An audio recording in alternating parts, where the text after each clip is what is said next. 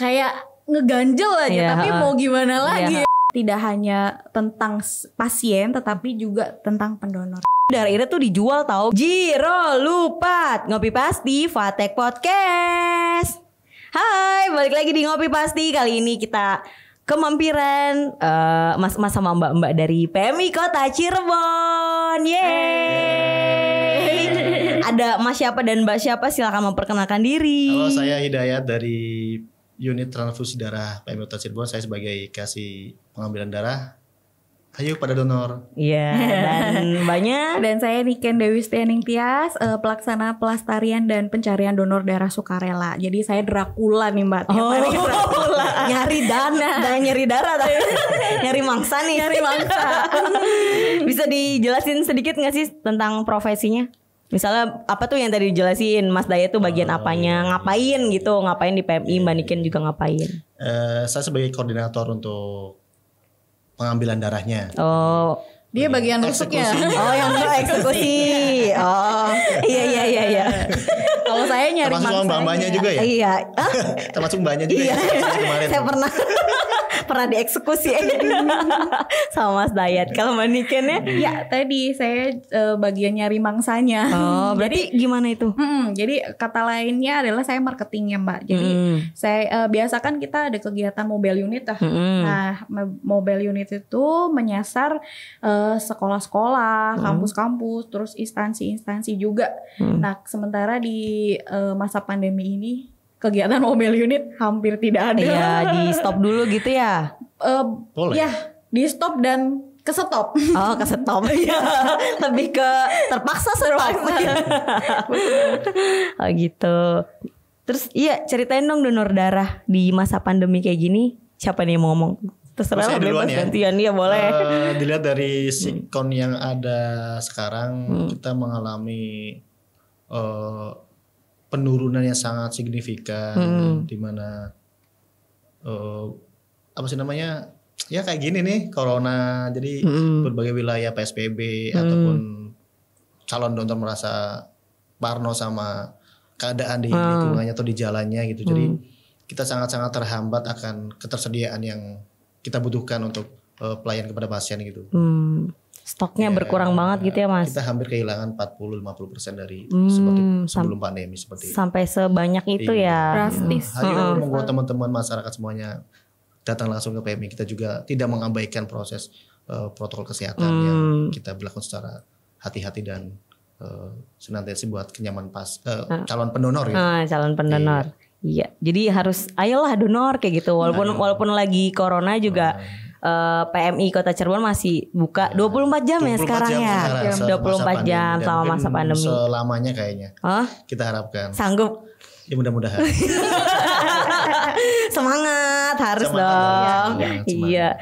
Terus ininya mobilnya berhenti. Kalau yang di biasanya suka ada donor darah di tempat umum gitu, masih ada nggak? Nah itu dia, itu kita sebutnya dengan mobile unit. Oh, mobile unit. Ya, sejauh ini rata-rata semua close. Yang masih aktif itu kampung siaga mereka. Jadi kita masih dapat stoknya kebantu dari kampung-kampung siaga. Terus juga kita mengharapkan juga pendonor untuk datang ke kantor PMI gitu. Datang langsung buat donor tanpa harus ada yang meminta. Secara langsung buat jadi nggak usah nunggu ada jadi langsung dirutinin aja. Berapa bulan sekali sekarang? 2 bulan sekarang bisa 2 bulan. 2 bulan sekali udah bisa. Dulu kan awal-awal ya 3,5 bulan sekali. Sekarang 2 bulan sekali. Alamatnya dong. PMI Kota Cirebon di mana? Masa Isen yang googling nih. Terus dibacain. Ya, jadi kantor kita ada di Jalan Dr. Cipto Mangunkusumo nomor 288 atau X Asrama Haji. Pusdiklat. Bisa masuknya dari Sudarsono itu ya? Dari Jalan Sudarsono. Kita satu kawasan gedung dengan kampus UNU 2. Oh tuh, berarti patokannya kampus UNU sama ada pelang PMI-nya juga. Atau bubur ayam bubur ayam yang pagi ya? Belum donor, sarapan dulu. Itu sarapannya kalian tiap hari ya? Ini dong, ceritain suka duka jadi petugas PMI dong. Sebelum kita nanti yang serius kayak syarat-syarat donor apa. Ini ceritain Ini dulu kayaknya suka Lebih duka. lama dulu dong. Oh iya di. Kayaknya gimana ya? Iya bener. Udah berapa lama dulu? 2010 2011 kalau nggak salah. Oh Isun belum lahir. Gitu ya. Lahir Kenapa kalian gak terima gitu? 2010 lah katakanlah. Jalan 10 tahunan. 10 tahunan Mas Dayat. Kayaknya banyak sukanya daripada yang dukanya. Oh masa sih? Masa sih? Coba dispesifikasi. Iya. Coba lebih detail lagi gitu ya Mbak. Saya gimana? Sukanya kita bisa berempati, bisa berbagi sama pasien dan keluarga pasien, di mana kita bisa merasakan mungkin kayak sekarang kelangkaan darah. Kita bisa sebagai fasilitator untuk mengadakan atau gimana supaya pasien itu ada darahnya gitu. Kita sangat-sangat bangga. Oh, saya bisa ngebantu juga nih ternyata. Ya secara nggak langsung gitu ya Mas. Kemudian kita bisa apa ya? Ya sama teman-teman bisa silaturahmi sama pendonor sama yang lain juga. Iya bisa. jadi kenal gitu ya. Ajang buat sosialisasi, Iya. silaturahmi buat sesama. Iya, sama nambah jaringan juga gak sih? Jadi lebih luas tuh, Iya, jaringan bener. persaudaraan, Iya, persaudaraan itu gitu yang kan. lebih ditekankan sama saya secara pribadi. Itu dia yang tadi juga disampaikan dengan Mas Hidayat tuh. Kita kayak ada rasa kepuasan sendiri ya Teh. Ada sedihnya juga ketika dengan situasi pandemi ini stok tidak bisa terpenuhi. Kita memperlakukan sementara ini juga memperlakukan donor pengganti. Jadi kita mewajibkan untuk keluarga pasien untuk donor juga gitu. Biar untuk stok kita tetap berjalan. Jadi ada yang keluar, ada yang masuk gitu. Betul. Tapi di satu sisi ya itu rasanya aduh kok sampai kayak gini karena kita itu kan melayani rumah sakit tidak hanya di kota tapi sewilayah 3 dan juga dari Tegal Brebes pun juga minta ke kita gitu. Bayangkan Teh untuk rumah sakit Gunung Jati kan pasiennya nggak hanya di kota Cirebon ya, ada yang dia dari luar gitu. Sementara mungkin sekarang di masa pandemi kan untuk yang penunggunya dibatasi. Kemudian pasiennya membutuhkan darah. Jadi keluarga pasien itu harus membawa formulir pengantar dari rumah sakit ke PMI untuk minta darah. Tapi sampai di PMI, mohon maaf Pak, stoknya nggak ada. Jadi Bapak harus donor. Sementara pasien kan harus cepat ditransfusi. Jadi keluarganya harus bingung nih, aduh saya gimana nih, saya sendirian di sini, harus hubungin keluarga yang di rumah. Nanti kan itu makan waktu lagi gitu. Itu sih sebenarnya aduh beban sebenarnya ya. Kayak ngeganjel aja, tapi mau gimana lagi memang keadaannya seperti ini gitu. Oh iya, tapi awal-awalnya sebelum pandemi nggak ada kayak gitu. Maksudnya kalau kita butuh darah nggak harus ada yang masuk darah. Ya. Sejauh ini yang kita alami sebelum-sebelumnya, sebelum pandemi, kayaknya sedikit kemungkinan seperti yang Mbak Niken ceritanya tadi. Selama ini keluarga pasien udah tahu, oh pasiennya sudah terpasang lampu darah untuk ditransfusikan. Karena sebelum pandemi kita kayaknya untuk stok bisa dinyatakan aman. Stoknya ada terus, terpenuhi. Selama masa pandemi ini kita benar-benar katakanlah kalau sebuah apa sih namanya ember, kita melakukan penyusutannya sangat-sangat tajam gitu. Langsung bocor gitu. Habis ya. Kita mohon untuk support dari masyarakat yang ada di wilayah Kota Cirebon dan sekitarnya. Monggo kita membuka layanan 24 jam, silakan. Iya, sekarang 24 jam, jangan ada alasan apa gitu. Maksudnya buka mau donor malam-malam juga dilayani kan. Iya ada. Tengah malam juga enggak apa-apa. Iya, mau jam 12 iseng kayak gitu. Aduh gabut nih ngapain nih donor darah gitu. Gak bisa tidur ya donor darah. Gak bisa tidur donor darah. Mbak Ika tambahan ya. Apa? Kayak untuk bayangin aja satu pasien tuh nggak cuma satu kantong loh. Oh iya ya bener ya. Apalagi yang kayak bayi-bayi itu kan kasihan tuh kita juga. Aduh. Itu rata-rata satu orang butuh berapa sih? Tergantung keadaan HB-nya, hemoglobinnya. Kalau misalnya dan tergantung rujukan dari dokter yang merawat. Dokternya, kiranya kan mungkin yang lebih paham ya. Kira-kira butuh berapa cc seperti itu, butuh berapa kantong. Gitu. Dan bisa dibayangkan dengan pasien-pasien tertentu seperti cuci darah. Yang saya juga pernah dengar ada yang seminggu itu sekali atau 2 kali. Dua kali. Iya, ada yang 2 kali gitu dengan kita sendiri yang hanya bisa diambil 2 bulan sekali. Iya, dan benar. 1 kantong. Itu pasien 1 sampai 2 kali dalam seminggu, kadang-kadang 1 sampai 2 kantong.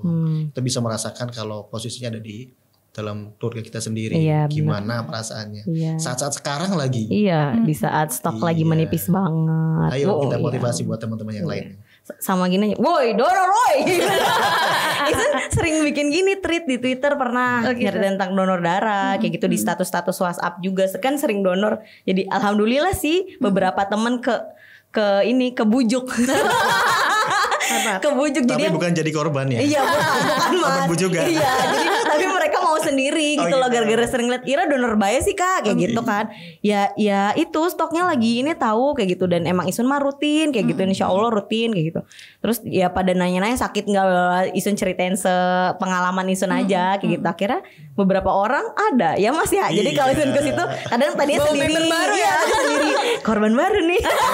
Dan jangan ada mitos bahwa kita diambil buat donor kita bakal darah bakal habis. Tidak, itu bukan sesuatu yang salah, itu salah besar. Jadi makanya justru dengan kita sering berdonor kita bisa produksi sel darah dalam tubuh kita lebih teratur, lebih fresh lagi, lebih sehat lagi, lebih moodnya kita tambah lebih semangat lagi. Iya itu manfaat-manfaatnya ya. Iya. Jadi sekali manfaat dari donor darah seperti itu. Jadi sekalian ini juga nggak sih Mas Mbak kayak cek darah rutin gitu kan? Secara nggak langsung. Iya secara nggak langsung. Sekalian kalau mau cek darah butuh biaya berapa gitu kan? Itu kan sebagai kompensasi dari biaya yang dikeluarkan oleh pasien untuk mengganti proses-proses yang telah dilakukan oleh unit transfusi darah yang kita lakukan dalam bentuk biaya pengganti pengolahan darah. Iya, nah jangan ada image. Nah itu benar Mas. Taunya kita jual beli darah. Iya. Kita hilangkan image seperti itu. Kita bukan menjual darah, tapi kita membebankan kepada pasien untuk mengganti biaya pengolahan darah yang telah kita kerjakan. Iya, yang alat-alatnya gitu ya Mas.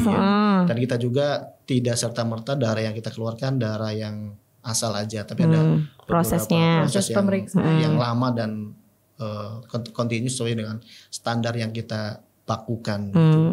Iya, jadi gitu. Iya, kebanyakan teman-teman, Ira ngapain sih kak donor darah? Antar darah Ira tuh Ira ngasihnya gratis, tapi darah Ira tuh dijual tahu gitu-gitu. Terus ya itu Isun coba jelasin yang sepengetahuan Isun aja, yang itu tuh sebenarnya bukan darahnya bukan dijual, itu biaya penggantian pengolahan darahnya. Cuma kan emang Isun nggak paham tuh pengolahan darah apa-apa gitu. Barangkali dari Mas Dayat atau Mbak Niken mau ngejabarin sedikit banyak sedikit gambaran kenapa bayar segitu, sedikit gambaran tentang proses dan mudah-mudahan mengubah image kalau darah itu kita jual dan pasien beli. Dari mulai kita tahap seleksi aja, kita udah menyiapkan beberapa alat yang habis pakai atau alat yang nggak habis pakai. Kemudian dari kantong darahnya kita kayaknya yang saya tahu kantong darah masih import. Ini masih luar ya, Indonesia belum. Mungkin kalau Indonesia punya produksi sendiri kayak bisa lebih menekan biaya pengganti. Iya. Kemudian dari tahapan selanjutnya adanya pengolahan darah di mana apa aja sih yang kita olah darah dari pendonor untuk kebutuhan pasien. Di samping itu sembari jalannya proses pengolahan darah ada tahapan yang selanjutnya adalah itu tadi untuk pengecekan secara nggak langsung cek labnya itu hepatitis B-nya, hepatitis C-nya, HIV-nya dan sifilisnya. Cuma ada 4 parameter penyakit yang kita cek. Kemudian kalau emang darah itu sehat, darah baru kita ready stock untuk di share ke masyarakat secara umum. Kalau emang kita tuh punya stok seperti ini loh, nggak banyak tapi mungkin bisa membantu kebutuhan pasien. Tapi tentu saat sekarang emang kita sangat-sangat kelimpungan ya. Kemudian dari tahapan selanjutnya kalau emang darah dulu udah ready stock, paling udah dinyatakan sehat dan darah yang nggak sehat kita karantina untuk dimusnahkan. Ya dimusnahkan dan itu juga perlu budget yang lumayan tidak sedikit. Iya nggak sembarangan gitu kan musnahinnya. Masa buang nepluk tong sampah biru perlu masyarakat tahu kita juga ada untuk karantina limbah medisnya itu perlu budget yang gak sedikit. Darah yang sehatnya kita ready stock buat share ke masyarakat dan untuk kebutuhan pasien. Kalau ada pasien yang membutuhkan darah itu di situ juga proses yang panjang juga, kurang lebih 1 sampai 1,5 jam. Darah di mana darah pasien sama darah yang kita udah siapin kita cocokin. Kalau udah cocok baru kita keluarkan dengan standar yang kita punya. Kalau emang nggak cocok, kenapa ada advice dari dokternya mesti seperti apa? Atau iya berarti prosesnya emang panjang banget ya. Dan proses itu kan menggunakan alat ya. Jadi kita kan tetap harus ada pemeliharaan alat itu. Jadi kan belum lagi listriknya, belum lagi tenaga kita gitu. Ya, jadi gitu teman-teman. Jadi yang kalian pikir kok darahnya beli kayak gitu ya, bukan beli, itu tuh buat biaya pengganti pengolahan darah yang seperti diceritain tadi. Contohnya kalau kita mau jahit baju nih Teh, kita bawa ke tukang jahit kan bawanya kain tuh. Nah kita kan bayar ongkos jahitnya. Gambarannya seperti itu. Ya, gambaran mudahnya seperti itu. Jadi itu bukan dijual gitu guys. Coba mindset Anda. Mereka bisa merubah ya salah pola pikir yang selama iya emang harus pelan-pelan gitu, sih. Iya, kan emang mereka juga ada yang nggak tahu sama sekali, buta sama sekali kayak gitu. Mudah-mudahan setelah kita ngobrol-ngobrol gini makin banyak gitu yang donor. Amin. Iya. Cuma kebanyakan paling gini takut pada bilangnya. Takut jarum. Rasanya gimana sih Kak? Kayak gitu. Padahal saya balik nanya nih ke Mbak Eka yang termasuk donor sukarela yang sudah sekian puluh kali merasakan tajamnya atau gedenya seperti apa mungkin kesan pertama sampai dengan sekarang seperti ini. Kalau awalnya ya sakit di awal aja sebenarnya pas ditusuknya itu pun kadang sama petugasnya suka diajak ngobrol kayak gitu kan, kayak biar relax kayak gitu, kayak yang rumahnya di mana Mbak atau apa, jadi tarik napas gitu tiba-tiba udah aja gitu enjoy kadang gitu, dan dan pas udah ditusuk gitu ya udah nggak ada yang kerasa kan ada yang bilang gini, itu kerasa nggak sih darahnya kayak keluar serot-serot gitu enggak, jadi kayak ngalir aja gitu, jadi kayak nggak berasa apa-apa kayak gitu. Ya kita juga sebagai petugas kayaknya bisa sedikit menggambarkannya, kayaknya rasa takut yang dirasakan sama pendonor itu lebih sedikit daripada rasa kebanggaan bisa membantu sesama. Iya bener, puas banget. Sugesti bangga gitu loh. Kayak gitu jatuhnya ke sugesti diri sendiri sih sebenarnya. Iya ada teman-teman yang takut darah sama terus tak ajakin akhirnya aduh deg-degan tak temenin kayak gitu kan, awalnya tak temenin ayo siapa yang donor jadi Isun tuh sering ke situ tuh nemenin orang, Isunnya mau udah gitu donornya tuh ayo sih kan nemenin, jadi kan kayak ini lagi enggak nemenin ini kayak gitu.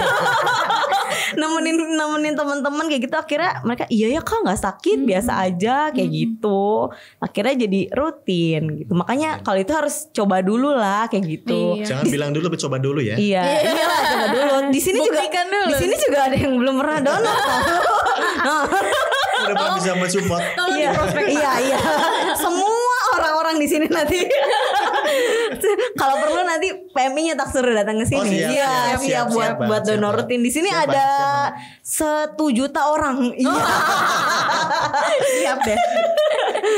Iya, biar nanti bilang ke Pak Bosnya, ayo kita rutinin datengin PMI buat donor rutin sini buat anak-anak Fatek. Syarat-syarat donor darah. Barangkali ada yang belum tahu nih. Sebenarnya syaratnya apa aja sih kayak gitu. Barangkali ada perubahan atau apa gitu. Cara garis besarnya aja ya untuk prasyarat donor darah yang buat calon pendonor itu bisa dipunyai, dan kita juga tidak serta-merta calon donor semuanya bisa kita eksekusi, semuanya bisa kita ambil, semuanya bisa kita ambil darahnya. Di antaranya sehat secara jasmani dan rohani, itu pasti ya Mbak ya. Kemudian jangan lupa berat badan ya. Jangan kurang dari. Tolong jangan lihat ke sini. Coba lihat ke tembok aja. Ya, berat badan tidak kurang dari 45 kg. Ada ininya ya, minimalnya. Berat badan berpengaruh nggak sama volume ini? Ya selama ini volume darah. Kita ready kantong yang ada di PMI Kota Cirebon untuk batasan 45 kg. Jadi yang diambil 350 ml. Entah mungkin kedepannya kita ready stock dengan kantong yang 450 mg. Ada penambahan berat badan yang harus dipunyai sama calon pendonor. Kemudian istirahat tidurnya tidak kurang dari 5 jam. Itu efektif ya, yang efektif jangan sekarang tidur beberapa menit kemudian donor melek lagi. Jadi kita akumulasinya 5 jam untuk efektif malam ya. Kemudian jangan lupa makan minumnya cukup ya, minimal 1 jam sebelum mendonorkan. Kemudian terhindar dari beberapa item penyakit khususnya jantung, paru,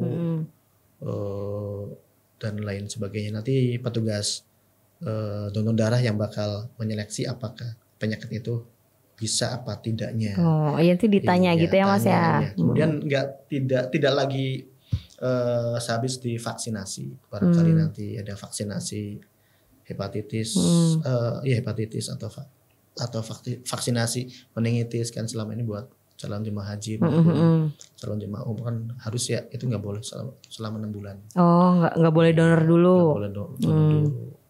Kemudian nggak mempunyai riwayat pingsan ataupun kejang berulang, itu nggak boleh. Ya, mungkin secara garis besar seperti itu. Dan tidak konsumsi obat ya. Konsumsi obat-obatan yang ketergantungan obat nggak boleh. Dan nanti lebih detailnya datang langsung ke PMI Kota Cirebon, silakan. Oh iya, biar ketemu Bapak Hidayat. Iya. ketemu Isen Maning. Ada yang kurang gak nih yang belum disampaikan nih? Sedikit gambaran aja Mbak Eka. Jadi ketika Mbak Eka donor nih, tadi kan disampaikan Bapak Hidayat bahwa darahnya diambil 350 cc.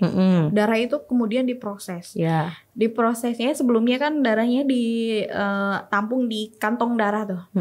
Jenis kantong darah tuh ada jenis-jenisnya. Ada double dan ada triple. Artinya ketika darah Mbak Eka diambil 350 cc, kemudian kita proses pemisahan komponennya tuh.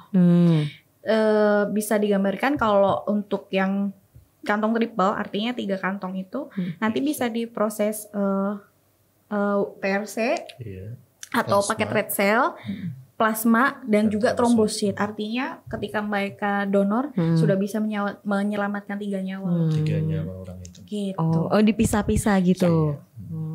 Gitu. Jadi kan di dalam darah kan banyak komponennya. Jadi ya beramal kan nggak hanya bentuk uang ya. Iya. Dengan donor darah aja mereka udah bisa ibaratnya jabat tangan tuh sama 3 orang. Oh ya, kalau gini kan Isen kan rutin nih 2 bulan sekali. Terus misalnya ada saudara yang butuh darah, terus harus ada donor pengganti kan. Nah, mau Isun aja nih tapi Isunnya udah donor misalnya kemarin-kemarin, kayak gitu bisa gak sih? Belum waktunya. Belum waktunya.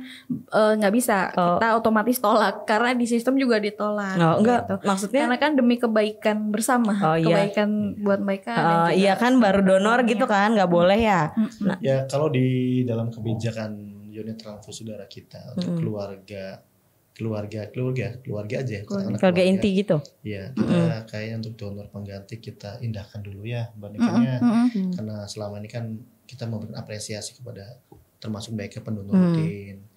Ya, kita juga berterima kasih banyak mau di saat keluarga yang seperti ini kebijakan kita silakan nggak usah ada donor pengganti. Ya karena kita ada reward. Mereka sering ketika donor ada reward yang kertas merah. Yang merah. Nanti bisa disimak di situ. Kalau untuk keluarga kita free ya. Keluarga inti ya. Keluarga inti ya. Keluarga inti seperti itu. Mungkin nanti bisa dibaca. Iya. Kayaknya nggak semua unit transfusi darah mempunyai kebijakan itu. Kebijakan masing-masing. Kebijakan PMI daerahnya ya.